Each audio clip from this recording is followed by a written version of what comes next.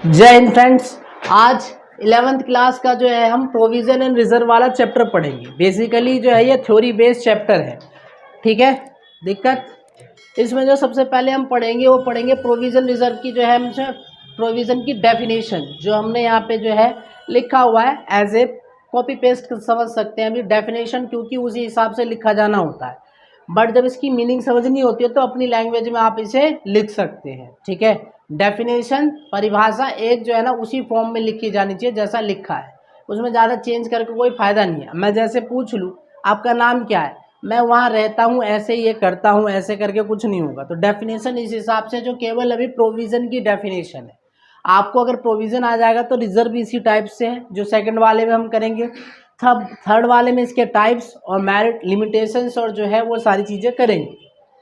तो पहला क्या है, provision the amount return of a retain by way of providing depreciation renewals और the diminutions in the value of assets और retain by और the providing for any known liability which of which amount can not be determined with substantial accuracy. कि जैसे कोई भी आप जो है एसेट लाते हैं उस पर डेप्रिसिएशन लगाते हैं, तो provision is the amount right of करना है। क्या करना है? राइट ऑफ, मतलब हटाना है किसी चीज को, अमाउंट जो है हमारा है। Written by the way of providing depreciation लगाने के बाद उसे हम राइट ऑफ करते हैं, ठीक है, क्योंकि उससे क्या हो रही है, वैल्यू कम हो रही है। क्या हो रही है? रिन्यूअल और डिमिनिशंस द वैल्यू ऑफ एसेट, उस वैल्यू को हम जो है वापस रिन्यूअल करने के लिए या डिमिनिशंस करने के लिए, और रिटेन बाय वे और प्रोवाइडिंग, रिटेन यानी कि संचित करने के लिए, प्रोवाइडिंग फॉर नॉन लायबिलिटी, एक लायबिलिटी होती है वो विच amount can not be determine, जिसका हम डिटरमाइन उसको हम बता नहीं सकते कितना होगा, विद सब्सटेंशियल एक्यूरेसी के साथ हम उतना फंड इकट्ठा कर लेते हैं, उसे कहते हैं प्रोविजन। क्या कहते हैं? प्रोविजन। कि इस हिसाब से प्रोविजन होगा। दिक्कत अब जो है नया पढ़ेंगे हम feature of provision and importance, उसकी क्या क्या जरूरतें हैं, ठीक है। Features, it is amount of set aside of income और प्रॉफिट्स, ठीक है, जो इनकम और प्रॉफिट्स के लिए है। It is the retention of profit paid temporarily, जो अस्थाई अस्थाई है, ये नहीं फिक्स है, जो अस्थाई तरीके हैं। जैसे हम देखते हैं ना, कोई कहते हैं आप जो निंजा टेक्निक कह देते हो या नुस्खा कह देते हो, कि जो अभी ना इमरजेंसी के टाइम में थोड़ा सा जो है ना हम कर देते हैं जिससे हमारा काम चल जाए, तो उसी के लिए बनाते हैं। फॉर ए स्पेसिफिक पर्पस होता है उसका। क्या होता है? पर्पस। जैसे डेप्रिसिएशन के लिए प्रोविज़न बनाते हैं, उसके लिए ज़रूरी है। अब आप ये कहो कि भैया कैपिटल के लिए भी प्रोविज़न बना लो, तो पॉसिबल नहीं है, क्योंकि कैपिटल शुरुआत में वो तो लगानी ही पड़ेगी। उसके लिए प्रोविज़न कहाँ बनाओगे? बना सकते हो? नहीं बना सकते। The purpose of the creating provisions are, क्या क्या पर्पस है जो है प्रोविज़न क्रिएट करने के? To account the anticipated losses, को कम करने के लिए हम प्रोविज़न बनाते हैं। मैंने शुरुआत में ही आपको बताया था, ठीक है, कि जो लॉस है उस लॉस को कम करने के लिए जो है ना हम प्रोविज़न को क्रिएट करते हैं, ठीक। यानी ख़त्म ही कर हो जाएगा, बस एंटिसिपेट करने के लिए। जैसे एक वायरस हो जाता है तो उसके लिए एंटीडोट लाते हैं, ये नहीं कि ख़त्म ही हो गया है। To account of the depletion of the diminutions in the value of asset, इसका मतलब है कि उसकी वैल्यू कम होती है। ये नाम जो है दोनों ये डिमिनिशिंग WDV के हैं, जो आपने डेप्रिसिएशन पढ़ा है उसके नाम, कि उसकी वैल्यू जो कम होती है ना एसेट को, उसको जो है ना डिप्लेट करने के लिए यानी मैनेज करने के लिए बनाते हैं। टू अकाउंट लाइबिलिटी विच में अराइज, जब हमारी लाइबिलिटी जो है ना अराइज होती है तो उसको जो भी करने का एंटिसिपेट या उसको मेंटेन करने के लिए करते हैं। तो ये पर्पस हो गया, ठीक है। फीचर्स में ये वाला आपका प्रॉफिट जो अस्थायी रूप से जो हम करते हैं ये हो गया। थर्ड है the amount of anticipated loss, किसको एंटिसिपेट करेंगे? लॉस को। और the depletion in the value of asset, जो एसेट के उसमें जो कमी आती है, उसके जो है वैल्यू में कमी आती है।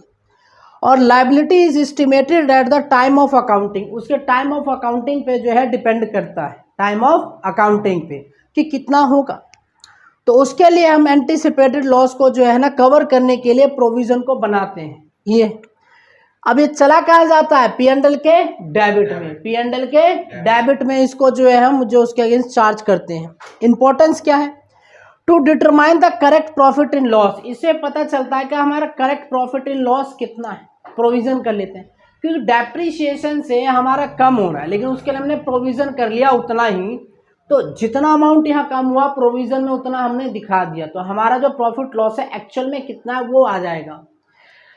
Ascertain true and fair financial position आएगा कि इसमें हम इस हिसाब से कम कर रहे हैं, हमने मान लिया डेप्रिसिएशन इतना है लेकिन एक्चुअल में है कितना, क्या है, तो उसके लिए फाइनेंशियल पोजीशन के लिए हम ये प्रोविजंस बनाते हैं। प्रूडेंस कॉन्सेप्ट आपको पता ही है, प्रूडेंस कॉन्सेप्ट क्या होता है, ठीक है। अब कैपिटल इंटेंट भी है इसमें एक लास्ट, ठीक। अब जो नेक्स्ट टॉपिक है आपका वो रिजर्व है। अभी हमने प्रोविजन के बारे में जो उसकी डेफिनेशन और जो उसके जो इंपॉर्टेंस और फीचर्स के बारे में पढ़ा, रिजर्व के बारे में पढ़ेंगे। Reserve is the amount of set aside of A profit. एक जो है ना आपका जो है अमाउंट है जिसको हम अलग से प्रॉफिट से रख देते हैं, जो स्पेसिफिक पर्पस के लिए, जो हमारे फाइनेंशियल पोजीशन को बढ़ाने के लिए काम आता है।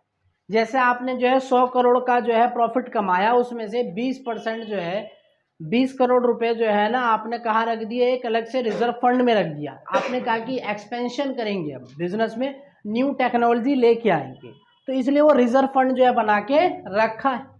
इंपॉर्टेंस ऑफ रिजर्व, क्या क्या इंपॉर्टेंस है अपने बिजनेस को बढ़ाने के लिए रिजर्व को जो हम करते हैं। इम्प्रूवमेंट ऑफ फाइनेंशियल पोजीशन को इम्प्रूव करने के लिए, कहीं उसका जो है बैलेंस कम तो नहीं है या जो है अनइक्वल है, तो दिखाने के लिए इन्वेस्टर को पता रहे कि हमारे पास कुछ पैसे रिजर्व में भी पड़े हुए हैं, तो उसलिए हम इम्प्रूवमेंट करने के लिए रिजर्व करते हैं। मीटिंग अनफोर्सिन कॉन्टीजेंसी, जैसे कहीं अनफॉर्चुनेट कुछ जो है क्लाइमेट आ जाए, स्ट्राइक हो जाए, कुछ नुकसान हो जाए, तो उसके लिए भी हम रिजर्व फंड इकट्ठा करके रखते हैं। ये रिजर्व फंड का कॉन्सेप्ट हमारे घर में भी चलता है, चलता है नहीं चलता है, नहीं चलता है। जैसे हम अपने जो है ना हेल्थ के लिए हमारे घर वाले जो है सेविंग करके रखते हैं, वो रिजर्व फंड ही तो है, उसी का मेन टाइप यहाँ पे दे रखा है। अब रिजर्व के जो टाइप्स है वो है जैसे कि रेवेन्यू रिजर्व, कितने हैं, दो कैटेगरी में, कितने कैटेगरी में है, दो। पहला है रेवेन्यू, दूसरा है कैपिटल। रेवेन्यू और कैपिटल। रेवेन्यू के भी दो सब कैटेगरी है, एक है जनरल रिजर्व और एक है स्पेसिफिक रिजर्व। जनरल मतलब सामान्य, जो हर कोई करता है। Specific her nature of business के हिसाब से जो रिजर्व जो बदल जाता है उसको हम स्पेसिफिक जो है रिजर्व कहते हैं, स्पेशल टाइप के लिए रखा जाता है। कैपिटल रिजर्व जो है ना, इसके बारे में ज़्यादा कुछ नहीं है, कैपिटल के संबंधित ही है। प्रोविजन एंड रिजर्व का लास्ट टॉपिक पढ़ेंगे, जिसमें हमारे दो टॉपिक रह गए थे। एक रह गया था कैपिटल रिजर्व, दूसरा रह गया था सीक्रेट रिजर्व। वैसे इसी का पार्ट है, ठीक है, कोई ज़्यादा इसमें डिफरेंसेस नहीं। कैपिटल रिजर्व आपको नाम से ही पता चल रहा होगा, कैपिटल जो हम शुरुआत में लगाते हैं, जो हमारे लिए एक पूंजी होती है एसेट के फॉर्म में। Capital reserve are set aside from the capital profit and are normally not available for distribution. एक ऐसा प्रॉफिट जो अपने प्रॉफिट से एक हिस्से से आप रख लेते हो कंपनी की ज़रूरतों के लिए, फ्यूचर के लिए, जो डिस्ट्रीब्यूशन नहीं है, उसका डिस्ट्रीब्यूशन नहीं किया जाता है, वो कंपनी के जो है फ्यूचर है किसी चीज़ के लिए रखा जाता है, वो है। इसके एग्जाम्पल है प्रॉफिट प्रायर टू इनकॉर्पोरेशन, यानी कि प्रायर मतलब पहले, इनकॉर्पोरेशन से पहले ही जो हमने रखा हो एक हिसाब से। Profit on sale of fix asset, या बहुत बड़ा जो हमने कोई एसेट बेचा हो तो उससे हमें जो है वो प्रॉफिट मिला हो, तो उसके लिए हम जो रख देते हैं कैपिटल की रिजर्व में। प्रीमियम हम जब शेयर, जैसे कि आप शेयर इशू करते हैं तो प्रीमियम, आपके शेयर की वैल्यू जैसे 10 रुपये, और 10 रुपये से ज़्यादा पे जैसे आपने 12 में बेच दिया 10 वाला, तो हर शेयर पे कितना रुपए कमाया आपने, 2 रुपये।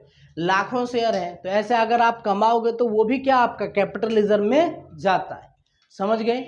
जब शेयर होल्डर को नुकसान या कुछ हमें देना होता तो हम उसी से निकालते हैं एंड मौके पे। सीक्रेट रिजर्व, नाम से ही पता चल रहा है कौन सा रिजर्व है, सीक्रेट यानी हिडन, छुपा हुआ। Secret reserve is a reserve of existence and the amount of which not disclose, जो डिस्क्लोज नहीं किया जाता, किसमें, बैलेंस शीट में।